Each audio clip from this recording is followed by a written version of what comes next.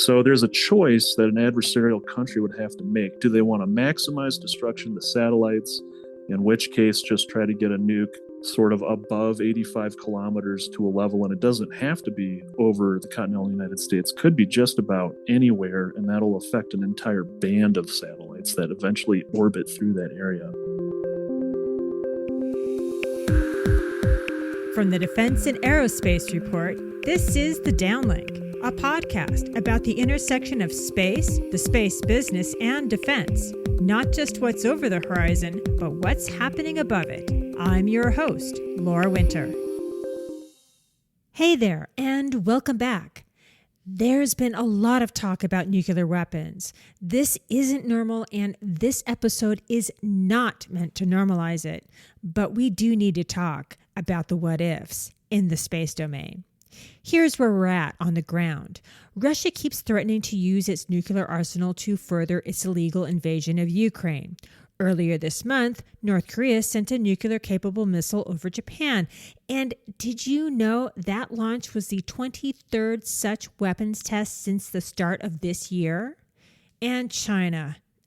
It's like what else can you say? Xi Jinping seems rational, but after years and years of aggressive actions, aggressive diplomacy, and promises made to a domestic population fed a steady diet of grievance messaging over Taiwan, now the U.S. Navy's Chief of Operations, Admiral Mike Gilday, is saying China may attempt to take Taiwan in the next few months.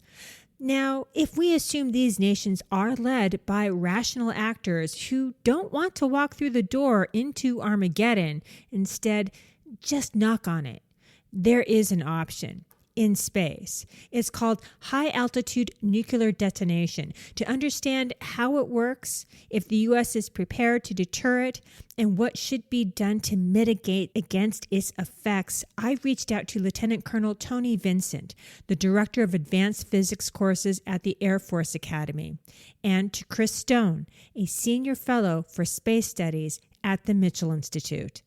Here's our conversation. Hi, Tony. Hello, Chris. Welcome to the podcast. Hi, Laura. Thanks very much. You know, before we jump into the science, the current state of play, and what Tony prescribes as a way forward for deterring our adversaries, let's do some introductions. And as this is your first time on the podcast, Tony, why don't you start? Yeah, well, thank you very much for having me. I'm Lieutenant Colonel Tony Vincent. I'm currently assigned to the Air Force Academy, and our primary mission is developing leaders of character. And within that, my task here is to teach physics to our cadets through a variety of classes. Right now, I'm teaching electricity and magnetism. Last semester, I taught a class on nuclear weapons engineering. And Chris, you're a regular, but take a moment to introduce yourself to the new folks. Sure. I'm Christopher Stone. I'm the Senior Fellow for Space Studies at the Mitchell Institute Space Power Advantage Center of Excellence in Washington, D.C. area. I write on things related to the Space Force, deterrence, warfighting, U.S. Space Command, things of that sort. And as you mentioned numerous times before, I also have authored numerous articles and a book called Reversing the Dow, a framework for credible space deterrence that's been out for a few years now. Tony, you recently wrote an article that was published on the War on the Rocks website about the threat and risks of high-altitude nuclear detonation. I don't want to assume, so could you explain what prompted you to write this article now? Well, the genesis for writing about this topic is based on my experience in the nuclear enterprise with research and development, and just seeing how our historic approach to this threat space that we've known about for several decades, but then also keeping in mind how we're becoming more and more dependent on constellations of commercial satellites that are being sent into low Earth orbit. And so the threat has been known for a while, and we've had some sort of a strategy that involved projects here and there, and then a lot of hope that other countries don't view this as a favorable target. But we can't deny that we're becoming more and more dependent on informational products we're getting from these satellites that are placed into various orbits. So I thought now was the right time to try to take a look at what we've been doing and make some recommendations on how we can mitigate the threat against nukes on placed into high altitude. And Tony, as you are the physicist in this discussion, just what is high altitude nuclear detonation or HAND? How does this work and how high is actually high? That's a great point. So we generally think of high altitude as being, with regards to a nuclear detonation, as being some altitude high enough that you don't destroy things on the ground with the shock wave. Now, that creates a little bit of ambiguity when we think about the effects of it. So, one effect we could get out of a nuclear weapon is what's called an electromagnetic pulse. And that would be detonated at a high altitude, meaning something like the stratosphere or the next layer, which is called the mesosphere. And that would essentially propagate that EMP for the desired effect of shutting down targeted electronics. Now, there's not really a hard transition to the next layer, but if you keep getting higher than that, and let's draw some kind of fictitious line at about 85 kilometers. If I'm above 85 kilometers, then we start getting into a region of different effects. And so if we detonate a thermonuclear, large scale, say megaton type device in now what's the beginning of what we call the ionosphere, then we're not going to have quite the same effect with EMP on the ground. It'll still be there. But what we're primarily doing at that altitude is throwing a bunch of charged particles out through various interactions directly and then with the upper atmosphere that then get trapped in Earth's magnetic field. And when we throw particles into that field, that's what we call the Van Allen radiation belts. As you've just mentioned the Van Allen belts, while space operators are likely familiar with this area, I got to tell you, most people are not. Where are the Van Allen belts and what also makes them so special? Like, if it's 85 kilometers and up, but up to where? Well, there's not a smooth transition, or there's not a finite transition. It is smooth, so they extend quite a bit outwards. And what's happening is the Earth is what we call a living planet. So we have these magnetic fields that are generated from the mantle spinning about a metallic core. And so as you go further out, let's say now we're in the region of medium or middle Earth orbit where GPS lies. That's now in the heart of the Van Allen radiation belts. And so those satellites will face about 100 times more charged particles that they're colliding with at that altitude versus low Earth orbit, which is much closer to Earth, say something below 1,000 kilometers. And don't the Van Allen belts have like a special mechanism that is able to protect us here on the living planet from the radiation? Yeah, that's correct. So we can thank the Earth for having this wonderful magnetic field every day. And so what Earth's magnetic field is doing is essentially sweeping charged particles away from the Earth. So I like to tell my students it's sort of like the Karate Kid, wax on, wax off. The magnetic field is pushing those particles out of the way. And then they get trapped in those magnetic field lines and they start bouncing back and forth. And sometimes they leak into the atmosphere. That's where we get the aurora borealis in the northern hemisphere. And so every day, the Van Allen radiation belts represent particles getting trapped there versus slamming into the Earth and radiating us with a lot more intensity than what we get every day. So it's one of the factors that makes life on Earth a little bit easier than if we did not have that. And it also makes life a bit easier for space operators who are operating in low Earth orbit, whether it be a space station or all these satellites like Starlink, etc., that are going there. There's just a lot less radiation that they have to deal with, these operators and their stuff, because of these Van Allen belts. Am I correct there?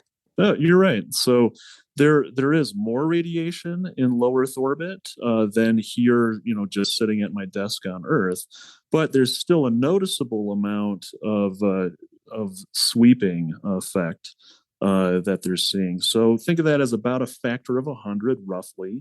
So the astronauts at the International Space Station are getting about 100 times less dose from charged particles than they would be if they were out at the GPS range. And so what that does is it allows it it's sort of tantalizing in a way that we can build satellites using products that we have here on Earth just sitting on the shelf, put them into low Earth orbit. It's a bit more radiation, but not quite enough where it's obvious that we need to design to that extra level of radiation. So that's got to make these satellites that operate and also the components that go to the space station a bit more less expensive than those things that are going into higher orbits. Do we have a concrete idea of how much of a savings the Van Allen belt provides? Well, it's hard to quantify exactly as that changes over time, but what I was exposed to when I was working at the Defense Threat Reduction Agency on nuclear type topics was that it's about a factor of 10, sometimes maybe up to a factor of 100, to try to take a piece of an electrical component and harden that so that it can withstand higher doses of radiation. And so when we take components off the shelf that are designed for Earth, which is a much lower radiation environment, that are more affordable to buy, but then they can potentially be smaller and lighter, which then affects the cost of space launch. So we actually do know then what happens if there is a nuclear detonation in the Van Allen belts. There's actually a history to this. Who wants to give the history of Starfish Prime? Chris, do you want to have a go at that? Sure, I'll give a start, and then if the doctor wants to throw in a little bit, that's fine. So back in the early Cold War period of the 1950s, we were looking at how to find all the advantages we could out of nuclear power and nuclear weapons, given that was sort of the way of the future.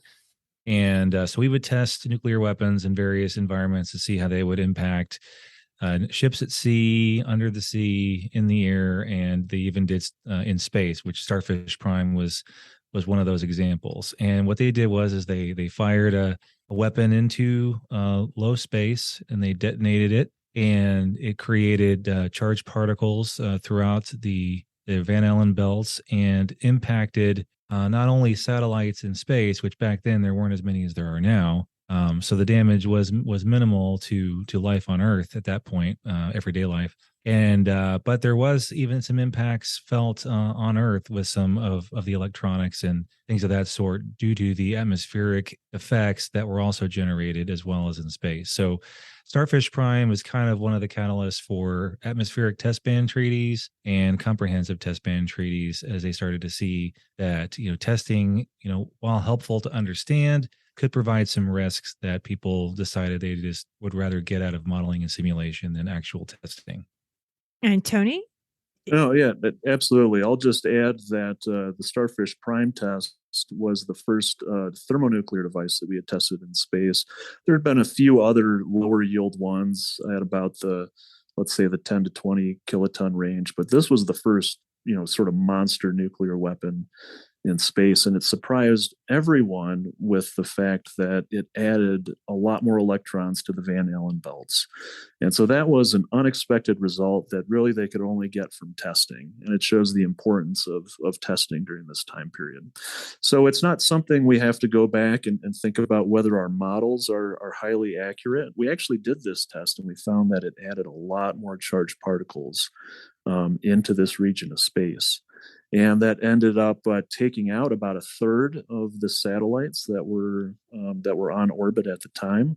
That, as Chris said, there weren't nearly as many as there are now, but still 33% of all satellites experienced some kind of level of damage, including Telstar, the first commercial communication satellite that was actually launched the day after the Starfish Prime test occurred.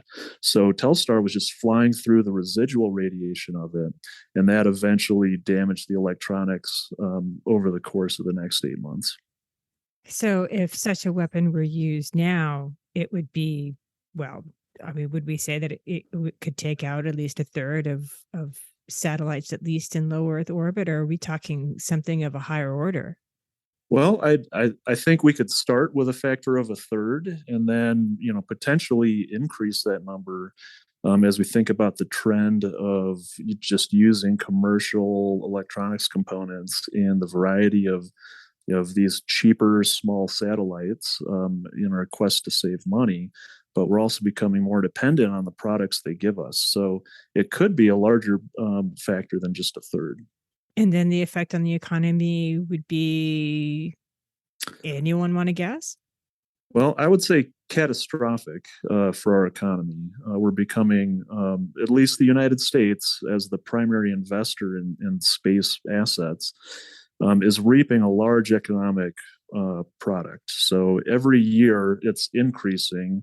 Right now we're at about a $2 billion a year profit. That's just profit from our space platforms. And where that proportion is the proportion of our dependence on LEO satellites, low Earth orbiting ones, is getting greater and greater. And I'll just add also, if it was a lower detonation, still within low Earth orbital space, but within enough range of the atmosphere, there have been reports that indicated that depending on where the detonation occurred, like say if it detonated over Chicago, there could be as much as 70% of the electrical grid could be destroyed across the country with very limited leftovers.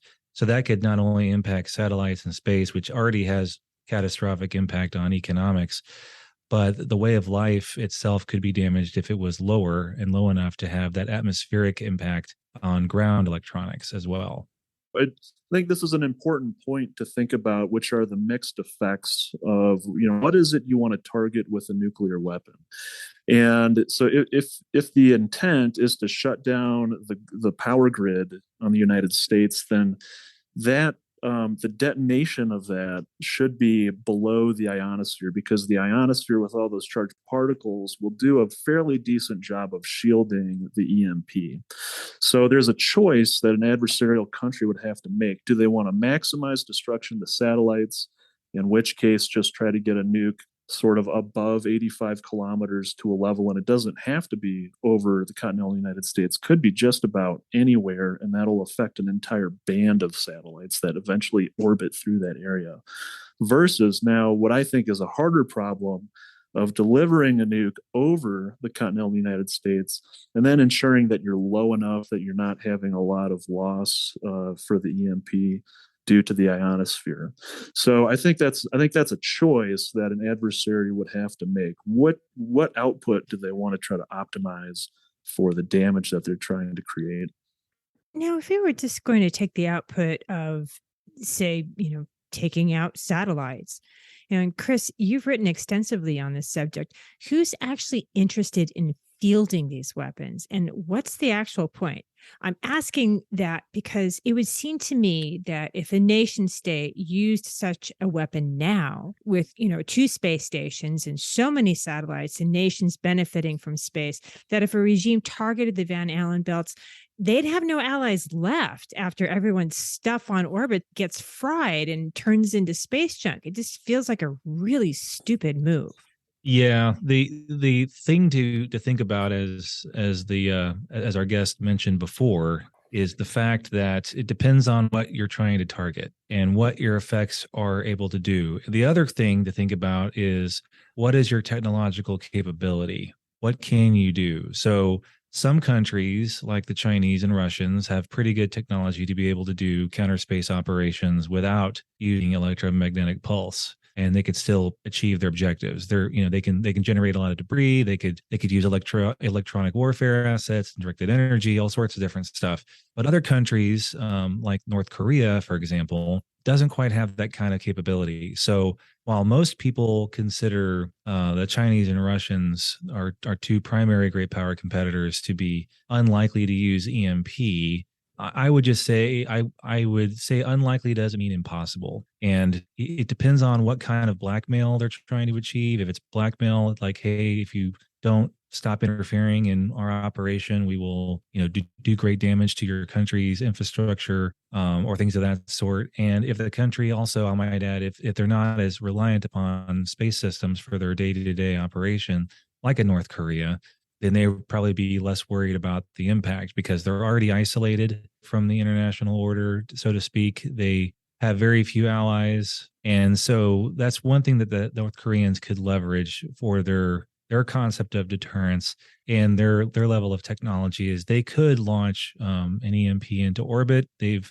according to EMP Commission reports and other people who have studied their activities and the activities of the Chinese and Russians, that there is a way to put things into a fractional orbit or a full orbit and then deorbit EMP weapons to the altitude needed for detonation. And the North Koreans, that's pretty much all the counter space activity they could probably achieve in the near term is launching up into space and detonating to create problems. So that's kind of where we are with that at this point. I just got to ask because this is a question that's been rolling around in my head. I mean, if North Korea were to do this, I mean, are they technologically advanced enough? Sorry about my pronunciation there, but are they, far enough into this that they could detonate such a weapon without actually affecting Chinese assets? Because China really is their big brother. It is their way into and out of any kind of economy. And well, their people kind of don't have a lot of food. So it just seems, again, like a stupid move. But Well, would they do that? Well, the idea in the scenarios looked at least by me, is that they would do it more to harm the United States terrestrially than it would be to do a lot of damage in space. The technological achievement they've been able to show by their long range missiles show that they have the ability to reach the altitudes and distances, and they have achieved orbit on a number of occasions of various things. Whether those vehicles are actually functioning or not doesn't really matter. The fact is that they can launch these kinds of capabilities, and a lot of people who have a lot bigger and a lot better background than I do on the nuclear physics say that they do have the capability with what fissile material they have in their recent experience. I'll also add, from the rocket standpoint, most of the missiles that have been recovered by our allies, such as the Japanese, when they fly over their territory, as we saw a few months ago, most of those components are made in China and Russia. They do get a lot of help from those two countries, but they've also been working hard to try to create their own indigenous capacity to be able to hold targets at risk as part of their own viewpoint of what deterrence is. Yep, I was going to add that with regards to detonating a nuclear weapon in space, there's no such thing as a precision output. So there'll be a local area that gets the immediate prompt effects of that, being X-rays, electromagnetic pulse, other particles. But when a lot of the charged particles from the atmosphere are dumped then into that orbit band, it gets everything. That's the thing about satellites, is they're constantly sweeping out, through their orbit. So if we create a hotspot that persists after the detonation, the other satellites are going to make it through that higher radiation zone at some point, right, based on their altitude.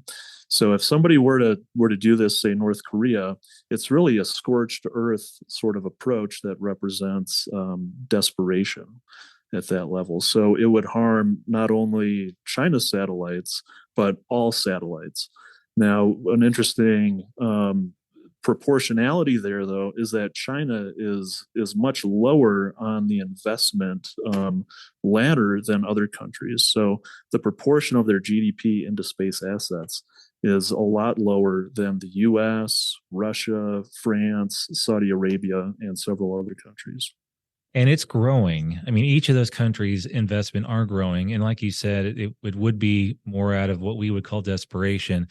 The main thing to keep in mind when you're talking about these seemingly unthinkable type of situations is the fact that while we are advocates in the international system of what we call responsible behavior, And our idea of what is impossible or irresponsible may not necessarily reflect what's considered logical and reasonable to another country, especially countries that have very unique cultural differences and mixtures of governing structures. North Korea, I chose for my research just because of its definite uniqueness to the rest of the world, especially the Western side of the world. So their idea of deterrence is more of an aggressive approach, similar to the Chinese, where if they see a threat, they'll go out and attack it. But most seem to think that if the North Koreans were to use some sort of capability like this, it would be out of a sort of desperation, as you said, Tony, but also a standpoint of how do we defend ourselves and our existence? Because one of the main reasons for the military in North Korea is to preserve the survivability of the regime and the country. So if they thought that somebody was going to come annihilate them, which they always like to say, even though that's never been part of our plan, then they would probably say, hey, now is the time to do that. And there are a lot of people who have been concerned with Kim Jong-un and his seemingly unstable ways of doing things. So, how do we even deter this? I mean, what sort of deterrence measures do we have in place, and what would even be our response? I know a relatively new NATO space policy states that such an attack could trigger an Article 5 action. Well, I'll begin. And if you want to add something, Tony, feel free. In my writing, in my thinking, these are one of those types of situations that I call a tier one deterrence scenario, where in the Chinese and in the North Korean way, they kind of combine space and nuclear into what they call strategic operations. And so because of that, you have to basically hit them before they hit you. And so one of the ways I argued is to take a page out of the Chinese book. And if they're going to launch something that into orbit, for example, that will, or into space for even just a detonation, you want to have the ability to intercept it. So my scenario was they put something in orbit, and before it can overfly the United States and create damage, you need to intercept it over the Pacific before they can detonate the actual device. That's the best way in my mind, is to take it out that way. That way you're not hitting their soil per se, but you're also not letting it fully manifest itself in an operation. Other than that, you're pretty much kind of stuck with trying to threaten them with retaliation. And that, in some ways, some people think it may not impact them, and others think it's just fine. It'll be sufficient. But there is debate on that. So we do have a deterrence measure in place? I don't know of one, but it doesn't mean we don't. I would say that when I wrote the paper of mine in 2017, that I wasn't aware of any type of capability that's deployed that's able to take out such a system. I argued for using technology experiences that we've had with missile defense, that we used, like the burnt frost situation we used back in '08 to take out a low flying errant satellite to keep it from dropping a bunch of hydrazine on folks, that we could leverage that, given the fact that most of the North Korean orbits are very, very low. Like they're still in orbit. They've launched a couple. Some of them didn't quite make it, but these are low enough that they're easily shootable with similar technology with that, and or systems that we tested in the 80s, dropping them from F-15s, which are not currently available. But the sea-based missile defenders, possibly could be adjusted. But right now, I'm not aware of anything that we've said declaratory, like, hey, this is a deterrent against this kind of activity. And I think, to the author's point, Tony, here, is that we need to get after this threat, that while it may be unlikely and it may be unthinkable, it doesn't mean that it won't happen, and that we shouldn't be ready for it. And Tony, to that, you did lay out some specific ideas on how we, the United States, and perhaps the rest of the democracies, should approach this. Can you go through that for us? Right. And so I was thinking along the lines of a complementary deterrence to defeat. So defeat can be a rather difficult problem, especially when you're talking about things going as fast as missiles. So if we can show that we can survive, at least for a larger proportion of our assets than if we took no approach, then that in itself, I think, is a deterrence, and it takes some of the juice out of the squeeze when an adversarial nation is thinking about using such a catastrophic event as a nuke in space. So the traditional approach that we've tried is just hardening, and when I say hardening, I mean radiation hardening, making our electronics more resilient to increased levels of radiation. And I think that's a bit too myopic of an approach if we want to take this threat more serious and buy down risk. So I think the first thing we need to realize is that hardening is not going to become a commercial standard until the cost and the size and weight of that come down to a level that's comparable to what we're already getting from commercial off-the-shelf components.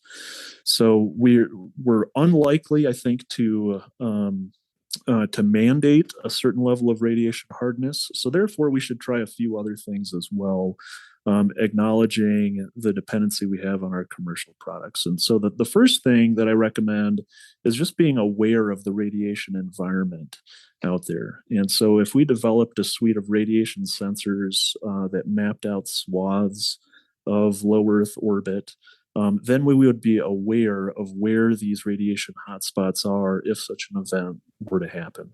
Now, those hotspots will kind of drift and spread out over time, but even if that takes days, that's still several passes of each satellite asset through that area of higher radiation. And then what do you do with that information? Well, if we need to figure out how to send that information of hotspots to other satellite operators, whether that's satellite to satellite directly or back to base to then have a decision on should we take evasive maneuvers, meaning a change of orbit. What if an asset just powered down through a period of time as it was going through an area of higher radiation?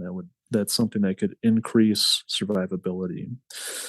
Third, this is getting a little bit into emerging technology here, but it looks like it might be possible, at least theoretically, to remove some of these excess charged particles from orbit. And so the Air Force Research Laboratory had a project on this that was just launched a couple of years ago.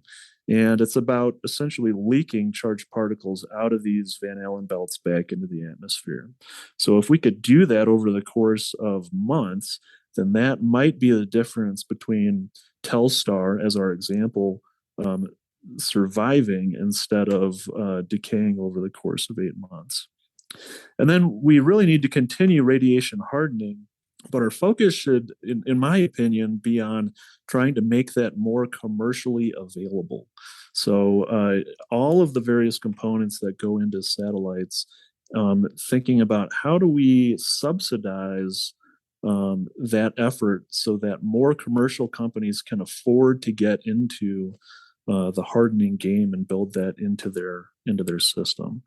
And then finally, we've been spreading this out over different organizations, and I think it's about time we recognize the importance of this threat, and that if we can take these various projects and create a portfolio and put that under one roof with one government lead, then I think we'll be able to realize some synergy of effort rather than having this distributed approach without a whole lot of engagement between projects. And I'll just throw in a little bit here. I agree totally with all of those things that you propose. The one thing that I will say based on your question, Laura, is there's a difference between defense measures such as damage limitation, which is most of what you were talking about, Tony, is damage limitations. And a lot of that has been mandated numerous times, either by legislation or executive order, but because of the cost and because people like to throw that in the pile of it's not going to happen, it's unlikely. So we'll deal with the risks that are more near term, that they really haven't gone too far into that because of the cost, like you mentioned. There are some folks that are trying to work on some technological advancements to try to find ways to protect. Shutting down the systems as they pass through are things that have happened with natural events, such as storming that comes out of the sun, solar radiation that comes out in big bursts. And there have been natural circumstances where things have been impacted back before we were very satellite dependent, such as the Carrington event that happened in the 1800s, where a bunch of telegraph wires were sparking and exploding and things on Earth, even just because of the atmosphere being charged up. And so I would mention that.